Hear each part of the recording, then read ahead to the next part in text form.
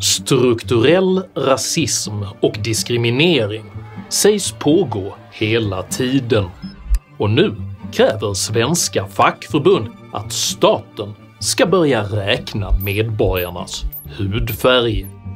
Vad är egentligen strukturell rasism? Kan diskriminering motverkas genom kvotering baserat på biologiska egenskaper? Och vad händer med ett samhälle som sätter hudfärg före kompetens? Dessa frågor tar jag upp i veckans video. Räknas hudfärg? Uppskattar du mina filmer så hjälper du mig att kunna fortsätta göra dem om du stöttar mig via något av betalningsalternativen här nedanför. Det är nämligen endast tack vare ert generösa och frivilliga stöd som jag kan fortsätta att utveckla denna kanal. Så ett stort tack till alla de av er som bidrar. Idag talar jag om hegemoni, om härskarteknik och om hudfärg. Häng med!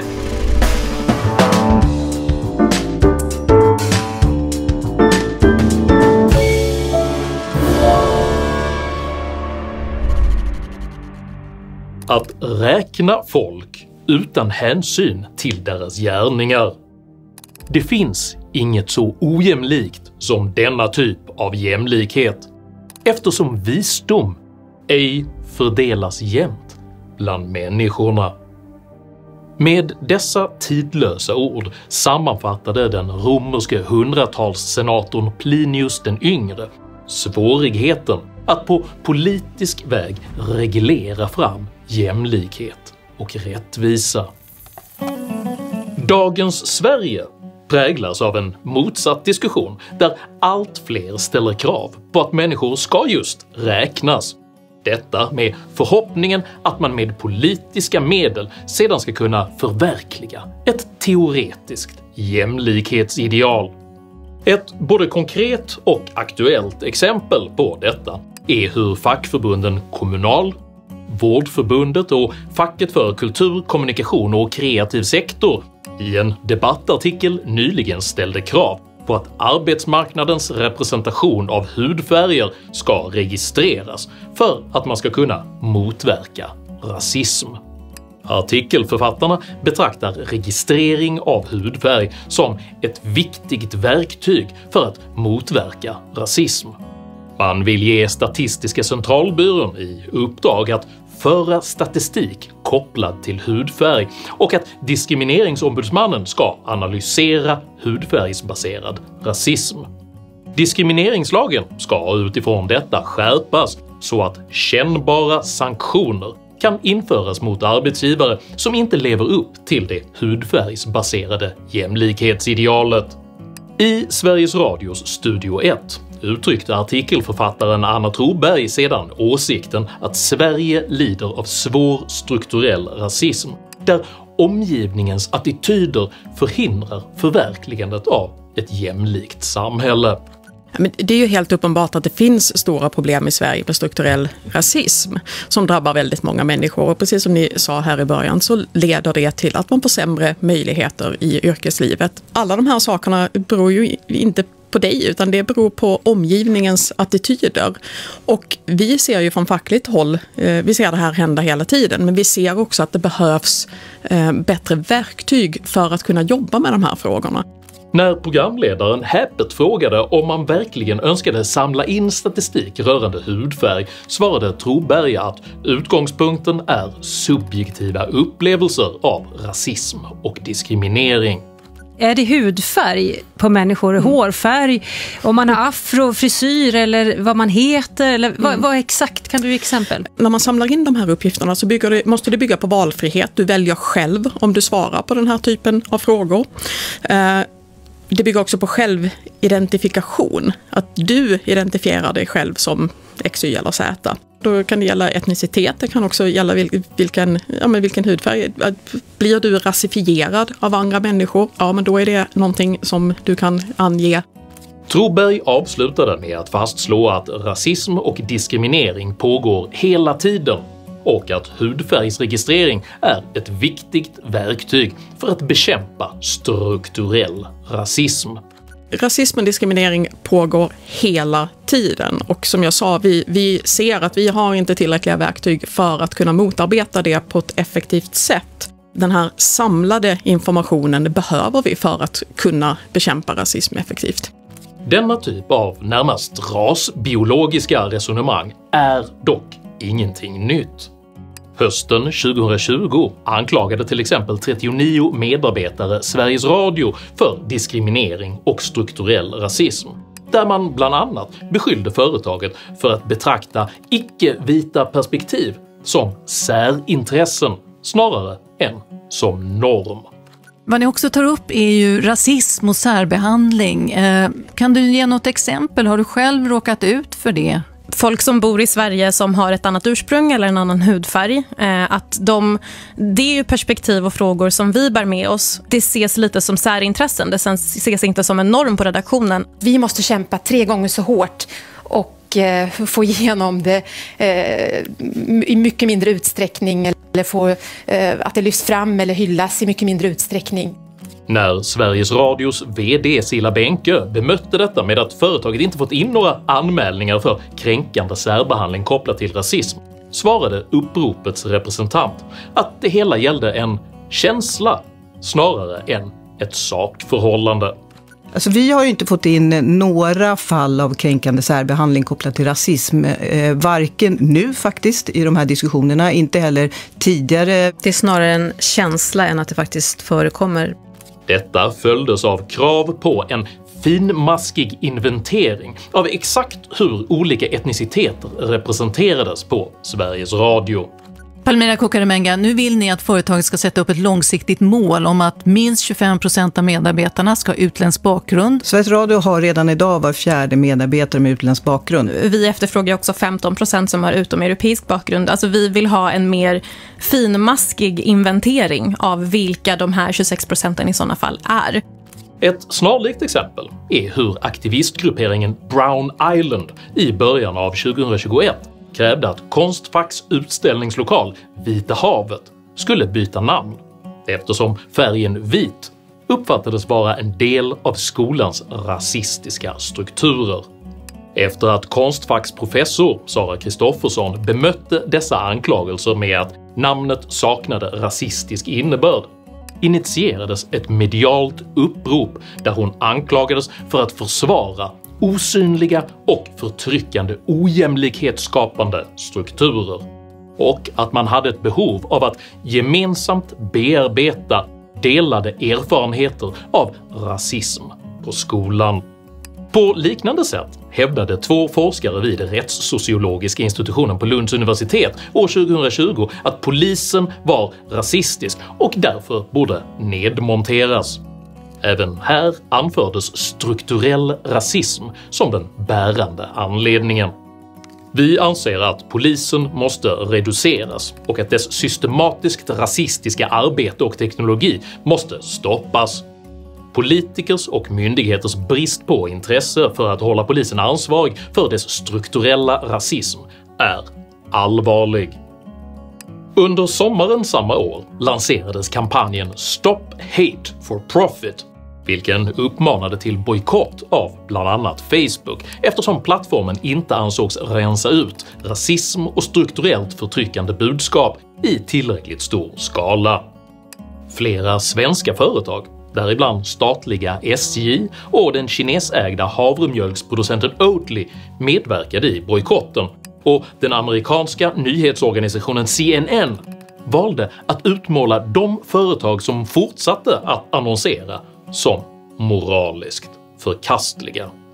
Strax efter denna kampanj rapporterade Sveriges Radio P4 om hur rasism påverkar vår hälsa och argumenterade i punktform för hur det maktanalytiska begreppet vitt privilegium upprätthåller strukturell rasism i Sverige. Längst gick dock dåvarande statsminister Stefan Löfven, som i augusti 2020 föreslog ett förbud mot rasism för att trycka tillbaka rasistiska strukturer.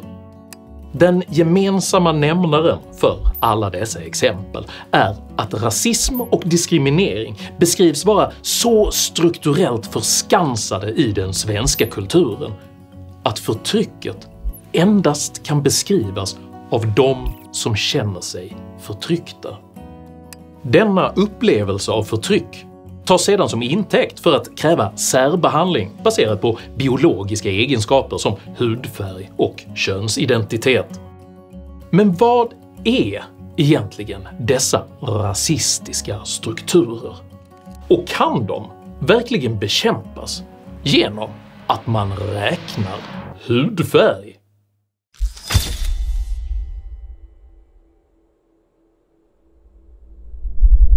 Ingen ifrågasätter att rasism och diskriminering både förekommer och bör bekämpas.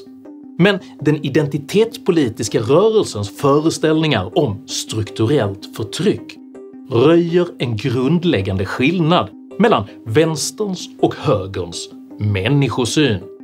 Både högerns och vänsterns moderna ideologier har sina rötter i upplysningsfilosofen John Lockes syn på människan som ett oskrivet blad. Men de båda rörelserna kom att tolka detta oskrivna blad på helt olika sätt. Borgerligheten såg människan som felbar men kapabel och betonade därför individens rätt att i samklang med samhället självständigt forma sitt liv. Vänsterrörelsen såg istället människan som offer för ett korrupt samhälle, där individen måste fostras och skyddas av staten för att jämlikhet och rättvisa ska bli möjlig. Mycket kortfattat är detta den idémässiga grunden till vänsterns ambition att överföra makt från individ till stat, vilket i sin tur baseras på uppfattningen att statens yttersta roll är att utjämna skillnader i samhället. När den moderna vänsterrörelsen i samband med östblockets fall förlorade sin ekonomiska relevans överfördes denna ambition att fostra, att skydda och att styra människan till abstrakta begrepp. Ett av dessa begrepp är det strukturella förtrycket. Föreställningen om strukturellt förtryck förekommer nu inom en uppsjö av vänsterpolitiska doktriner och har utvecklats till ett synnerligen kraftfullt maktpolitiskt verktyg eftersom det endast kan uttolkas av de som anses vara förtryckta. Det strukturella förtryckets centrala egenskap är nämligen att förövaren är blind för dess existens, vilket i praktiken innebär att vänsterdoktrinernas företrädare själva kan avfärda all kritik av det strukturella förtrycket som strukturellt förtryck. Även tystnad betraktas dock som förtryck, eftersom detta anses utgöra ett passivt stöd av den existerande maktordningen. De personer som bedöms vara strukturellt förtryckande ges således bara en enda möjlighet: att hålla med om allt som strukturanalysens uttolkare säger. Vänsterrörelsens jämlikhetsideal gör även gällande att alla människor i grunden är prestationsmässigt likvärdiga och att kompetensmässiga avvikelser bara är ännu ett resultat av förtryck eller privilegier. På grund av detta betraktas individuell ansträngning, talang och prestation som mindre intressant än hur förtryckt en individ uppfattas vara. Ett konkret exempel på detta är hur symfoniorkestrar, som länge ansetts vara kodade för vitt privilegium, för ungefär 10 år sedan började tillämpa så kallade blinda provspelningar. Detta innebar att de sökande musikerna fick provspela bakom ett skynke så att rekryterarnas omdöme inte skulle påverkas av fördomar rörande personens kön eller hudfärg. Satsningen hyllades initialt som en progressiv och inkluderande metod för att motverka strukturellt förtryck och framhölls även som en modell vilken näringslivet borde ta efter. När det så småningom visade sig att blindtesterna inte alls gav den identitetsmässiga mångfald som man önskat framfördes omedelbart krav på att avskaffa de blinda provspelningarna och att rekryterarna istället skulle ta hänsyn till de sökandes kön, etnicitet och sexualitet. Den överordnade ambitionen var alltså aldrig att ge människor lika förutsättningar, utan endast att försöka tvinga fram ett ideologiskt önskvärt jämlikhetsutfall. Exakt denna målsättning är vad som nu driver de svenska fackförbunden till att vilja räkna människors hudfärg, oavsett vad detta får för konsekvenser för både individ, kompetensförsörjning och samhälle.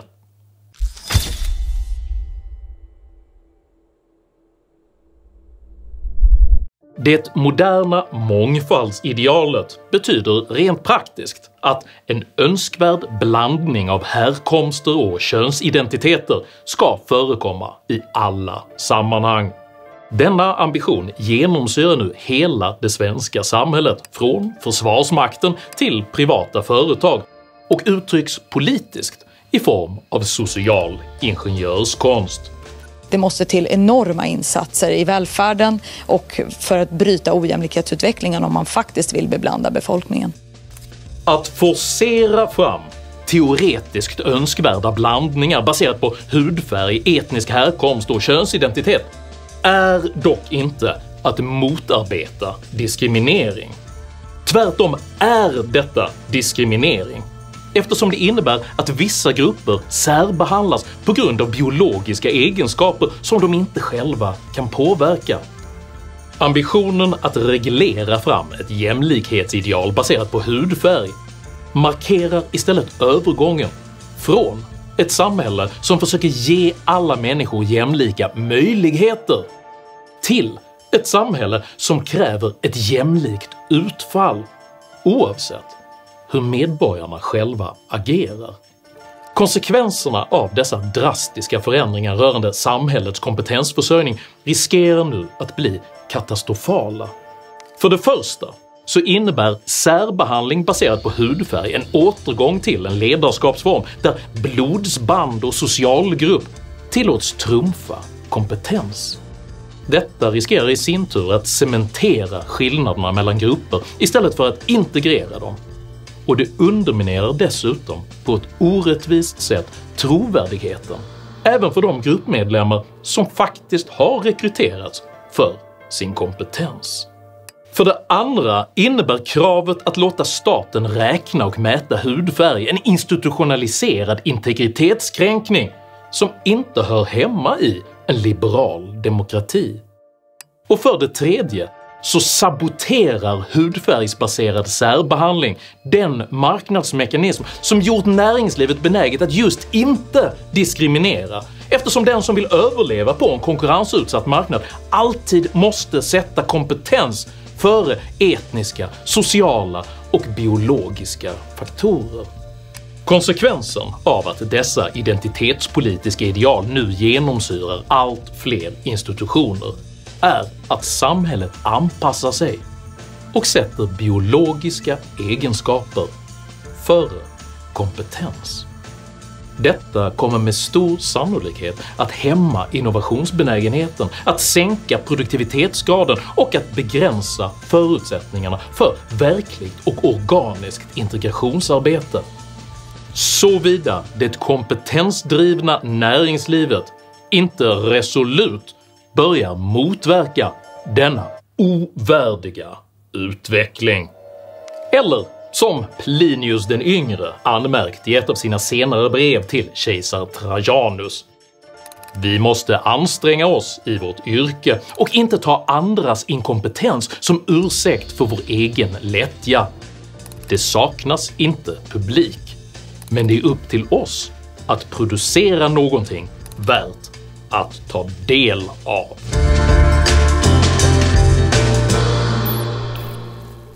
Om du uppskattade innehållet i denna video så hjälper det mycket om du delar den med dina vänner och kanske till och med stöttar mitt arbete via något av betalningsalternativen här nedanför.